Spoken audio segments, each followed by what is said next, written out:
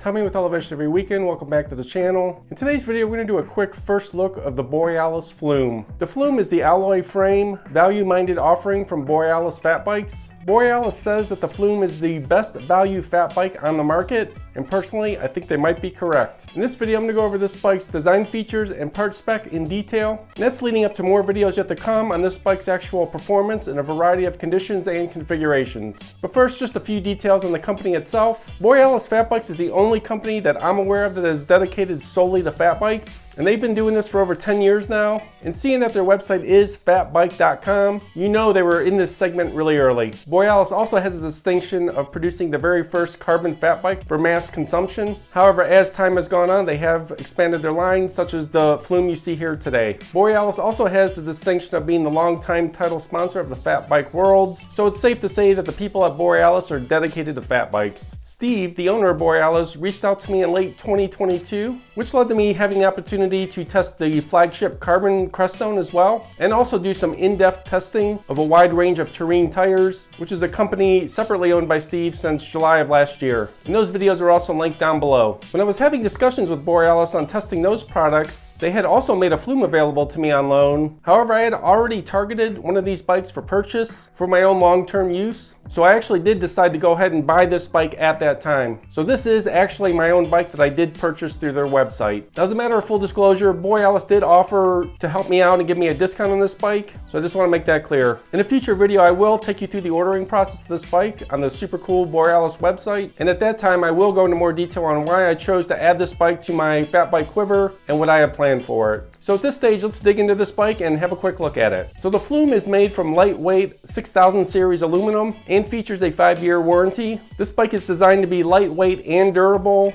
with a more expedition-ready intent. The frame features 2 water bottle mounts inside the triangle and another bottle mount on the bottom bracket side of the down tube. This bike also has rear mounting points to accommodate a rack, which is something I do sometimes use and was one of the things that attracted me to this model. And there is also some durable lizard skin frame protection on the down tube, the bottom bracket, and the drive side of the chainstay. This bike has the current industry hub spacing standard of 150 millimeters up front and 197 millimeters in the rear, both with through axles. This allows for maximum tire clearance of 29 by 3 inch, 27.5 by 4.5, and 26 by 5 on an 85 millimeter wide rim. The standard fork, as this bike has, is a full rigid carbon fork, but this bike can run a number of suspension fork options. I do have a Mastodon fork also on loan from Borealis, which I may also fit on this bike at some point as well. Just some general part spec of note. This bike comes with Borealis branded carbon 35 millimeter bars, a carbon seat post, and Borealis branded seat and stem. The cable routing on this bike is obviously mostly external. However, it does have a port for an internal routed dropper seat post. And as you can see here, this bike actually does have a mount so it can run a 2x drivetrain up front if you so choose. Even though this is a fully aluminum bike frame, the welds on this bike are almost invisible and the paint quality is exceptionally high. And I actually love the fully boxed in section where the chain stays meet the bottom bracket. Not only as a matter of durability, but this is also an area where a lot of non-carbon bikes are not boxed in, and it's a common area where snow and water will collect on the bike while you're riding and freeze into a block of ice. While I personally have had generally good experiences with press fit bottom brackets, I am glad to see that this bike is actually a threaded bottom bracket. And while my choice for this bike was this stunning crimson red metallic with the subtle gold decals, this bike can be had in 3 other color schemes as well. The geometry of the Flume is shared with that of the flagship Crestone, and it's optimized for riding in sand and snow. This bike is a size large, has a head tube angle of 70 degrees, a seat tube angle of 73 degrees, a reach of about 437 millimeters, and a chainstay length of 455 millimeters. Personally, I don't get too sidetracked into the geo chart. I really focus on how the bike actually rides and performs. And even though the trend in the last few years for most bikes is to go to slacker head tube angles, one of the advantages to the steeper 70-degree angle of this bike is it does put a little more of your weight on the front tire, which is something that's desirable when riding in soft snow and sand. As for the Flume build spec,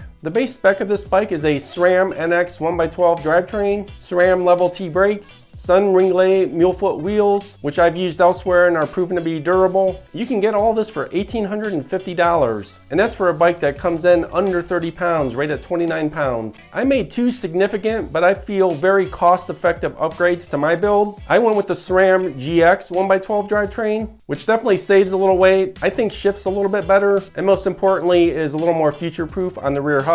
And the other upgrade I wanted for this bike were the wheels. I really wanted the head big half-deal aluminum wheels in the 27.5 size, so that's what I went with. I do have a slight overall preference to 27.5 wheels on fat bikes these days, and I've always wanted to try a set of these ultra lightweight head aluminum wheels, so I'm excited to see how they'll perform. For my tire choice, I decided to go with a smaller, lighter weight Terrain 4-inch cake eater, as this bike's going to start its life mostly seeing some spring and summer dirt, so I wanted a lighter weight, faster rolling tire for starters. Once we get into the fall, I'll likely go to a larger tire such as the 4.3-inch Yippee-Ki-Yay, or maybe even a 4.5-inch cake eater. So with just the two upgrades I mentioned, the GX drivetrain and the head aluminum wheels, this bike had an MSRP of $2,270, and this bike weighs 27.4 pounds setup tubeless, which it is. Thus far, I've only ridden the bike around the neighborhood a little bit, but it really is quite shocking at that price point. This bike already has a weight that competes with a lot of other brands' flagship carbon models at about half or even a third of the price. So I'm really excited to get this out on the trails and see how it performs. So that is my Borealis Flume in ready to adventure state. I've already thrown on a set of Chester pedals and a bottle cage, so I'm probably just going to ride it as is for now. And once I get a better feel and sense for the bike, I might make a few other adjustments, but I'm excited to get it out and see how it performs. So just to summarize, I just want to run through a few pros and cons of this bike. On paper, I do think the value of this bike is unbeatable right now, especially if you look at the weight of the bike and the spec of the parts at various price points. And I will have a future video coming that'll dive deep on this with examples to demonstrate it. Another pro of the bike are just the highly versatile build options when you order it, and that covers the part spec, the wheel options, the tire options, and the fork options. And then the third pro I will mention is just the frame design. Everything appears to be high quality, and there appears to be great attention to detail, and the additional rear mounts does help it be more versatile for bike packing purposes. And about the only thing I'll mention as a potential con for some people is the front fork does lack mounts that some other brands may offer. This will be more of an edge case, but if you are someone who has to have every possible mount available, this might be something to be aware of. But these days there are a wide variety of options to get around that. So if you found this video helpful, please drop a like down below. If you have any questions, suggestions on testing this bike, or other comments, drop those in the comments section down below. And if you don't want to miss my series of videos regarding this bike and the Crestone, definitely subscribe to the channel because there's going to be a lot of fat bike content this spring and summer. So stay tuned because we're transitioning from high mountain snow riding to spring and summer trail and gravel riding. Thanks a lot and have a great day.